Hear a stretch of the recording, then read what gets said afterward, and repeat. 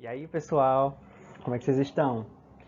Então, nossa aula de hoje é sobre o tempo e o clima. A gente vai deixar um pouco de lado aqueles movimentos de translação, rotação, as fases da Lua, que a gente viu bem detalhado e as suas influências na Terra.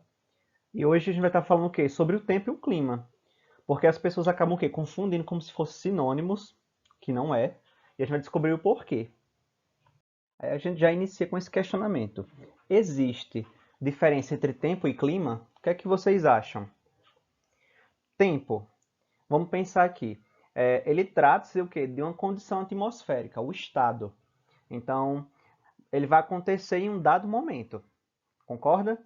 Já o clima, ele é um comportamento da atmosfera durante muito tempo, às vezes até período de anos, que é o quê? Observado pelos meteorologistas ou outro pesquisador em determinada área. Então você consegue perceber, tempo é aquilo que acontece imediatamente.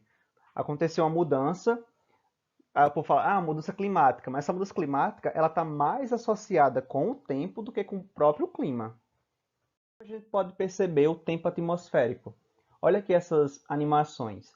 Você tem uma mudança repentina, como chuva, o tempo muito nublado, como a gente consegue visualizar aqui nessa primeira imagem, e a, um aumento de temperatura, por exemplo, quando está muito calor, né, ensolarado. A gente tem aqui os Simpsons. Então, para lá e para cá, utilizando o ventilador para tentar se livrar desse calor, né?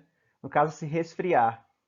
Para ficar ainda um pouco melhor esse conceito de clima e de tempo, eu trago aqui para vocês dois biomas. Um que a gente está inserido, que é a Caatinga, e o outro é a Amazônia. Vamos entender um pouco das diferenças climáticas onde esses biomas estão inseridos. A Amazônia, ela está o quê? Na região norte do país. Então lá tem uma maior incidência de chuvas. Se você prestar atenção nessa imagem aqui, a mata ou a vegetação em si, a densidade de floresta, ela está muito próxima aos rios e lagos que tem por lá. Então você tem um clima o quê? Mais úmido. Agora isso aqui por muitos anos é uma floresta o quê? Tropical. Se vocês ver algumas pesquisas, o que é uma floresta tropical? É aquela floresta que ela consegue liberar muita chuva. E a Amazônia é uma floresta o quê? A maior floresta tropical do mundo. Então ela libera muita água. Então a umidade lá é muito alta. Diferentemente do que da Caatinga, que é a nossa realidade. Aqui a gente tem um clima semiárido o tempo todo. Então já faz anos e anos que a gente vive essa realidade. E aqui mal se tem o quê? Chuvas.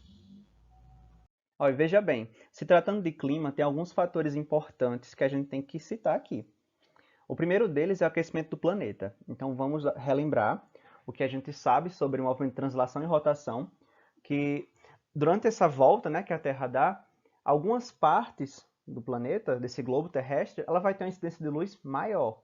Consequentemente, aquela região ali que levou mais raio luminoso, ela vai ser o quê? Mais quente. E outras vai ser o quê? Mais frias. Então você vai ter diferentes pontos.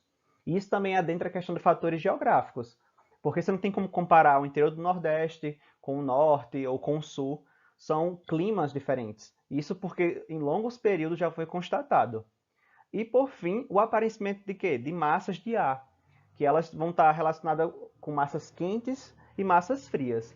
A massa quente, em geral, ela vai deslocar-se em regiões tropicais e as massas frias em regiões polares. E é interessante falar também que em uma frente quente, ela vai ocorrer quando a massa quente se encontrar com a massa de ar frio.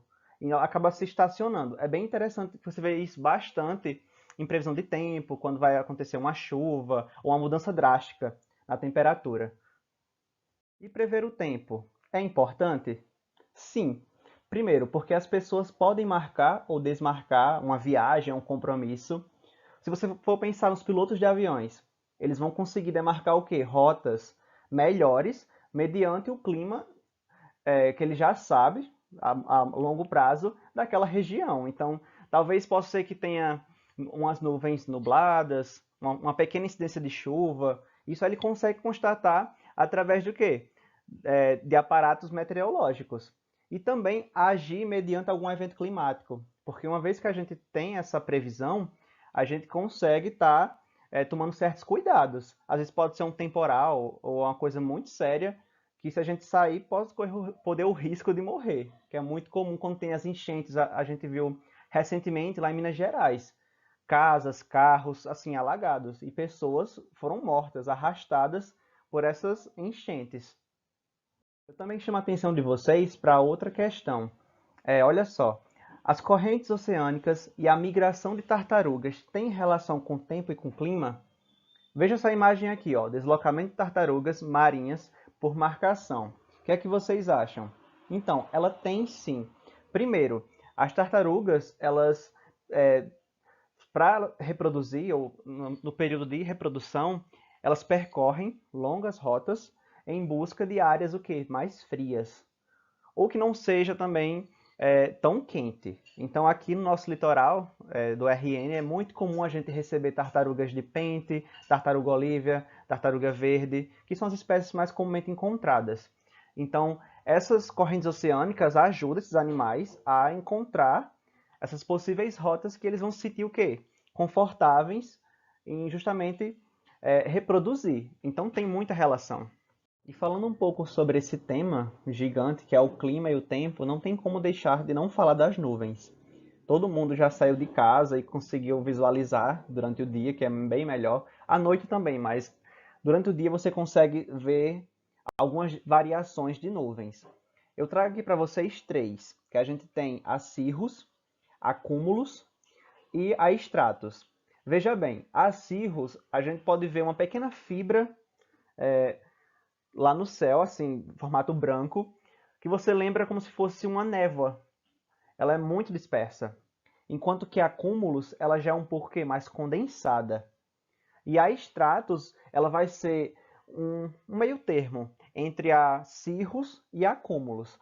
E é importante destacar que nessas stratos, que são mais próximos aqui da nossa atmosfera terrestre, elas têm umas chuvas fracas, e ajuda bastante em relação a, por exemplo, as cidades que têm um clima semiárido, porque qualquer incidência de chuva, ainda que pequena, ela acaba melhorando ali a qualidade de vida de alguns animais que já estavam há muito tempo sem essa chuva, né, sem água, e as pessoas também. E a caatinga, ela é um bioma assim de transição. Se você perceber, em sua maior parte ela está seca, mas quando ela leva uma gota de chuva, ou nesse caso ela é molhada, no outro dia você já vê toda assim uma área esverdeada, né? A vegetação ela torna diferente. E outra coisa, não podemos esquecer como é a composição das nuvens. Em grande parte devido à condensação e também parte da evaporação, que as gotículas de água que são o quê? Dispersas para a atmosfera, elas acabam fazendo parte do quê? Da composição de uma nuvem. Então, boa parte delas são formadas o quê? De gotículas de água. Porém, há estudos que já identificou poeira, porque a poeira ela é tipo muito menor que a água, assim como também pólen e resíduos industriais. O que seria isso? Os gases que são liberados na atmosfera. Gás carbônico, aliás, dióxido de carbono, entre outros que são super nocivos à nossa saúde. E que, quando junta com essas nuvens, acaba até promovendo as famosas chuvas ácidas, que elas são, assim, horríveis. No sentido que elas podem estar corroendo móveis e também a nossa saúde ela acaba implicando bastante. E ainda falando de nuvens, a gente vai destacar mais duas, que é a cumulonimbus e a nimbus, que eu falei anteriormente, mas eu não dei as características dela. Em relação a cumulonimbus, a gente pode destacar que elas são nuvens escuras, como vocês podem ver aqui nessa imagem, e elas são muito volumosas e bastante condensada. Vocês conseguem ver aqui uma densidade muito grande nela, você não consegue perceber nenhuma incidência de luz, assim, um feixe de luz atravessando ela, porque por ela estar muito condensada, isso torna impossível. Até mesmo se a gente for visualizar o disco solar. Então daí vocês conseguem entender. Então elas costumam também provocar chuvas fortes, trovoadas, relâmpagos e com granizo em determinadas regiões. No Rio Grande do Sul, por exemplo, acontece muito disso. Então são chuvas, aliás, são nuvens que trazem um certo perigo, né? E já a Nimbus, ela é menor, são menos extensas, mas que também vai estar provocando chuvas fracas ou até intermediárias, em comparado com a Cumulus Nimbus. Gente, eu falei ali três tipos de nuvens, mas há estudos com mais de 10 nuvens. Então, eu tomei como partida as principais que a gente consegue visualizar facilmente. E aqui eu trago para vocês uma questão, ó, por que algumas nuvens se mostram coloridas? Vocês conseguem ver aqui, ó, essa parece algodão, essa está avermelhada, essa está branca. Se a gente fizer uma analogia, ou seja, um comparativo com o arco-íris, isso aqui é um fenômeno o quê? Óptico. É um fenômeno visual. Como assim? Que ele vai se formar em razão da separação das cores que formam a luz solar. Veja bem, a luz do Sol ela é uma onda de luz branca. Então, quando ela se reflete, pelo menos no prisma, ou em gotículas de água, que elas são semelhantes a esses prismas, você consegue ter uma variação de cores. Então, como as nuvens são formadas basicamente por água, você consegue ver em diferentes dias essas colorações que nada mais é que uma dispersão, né, da luz, que para a gente são várias cores, mas é o branco que está refletindo sobre essas gotículas. Então eu espero que vocês tenham entendido um pouco sobre a importância da gente entender sobre o tema e o clima, a previsão do tempo, as nuvens que têm um papel importante também na atmosfera e nos organismos, no crescimento deles, desenvolvimento e sobrevivência. Então até a próxima e tchau!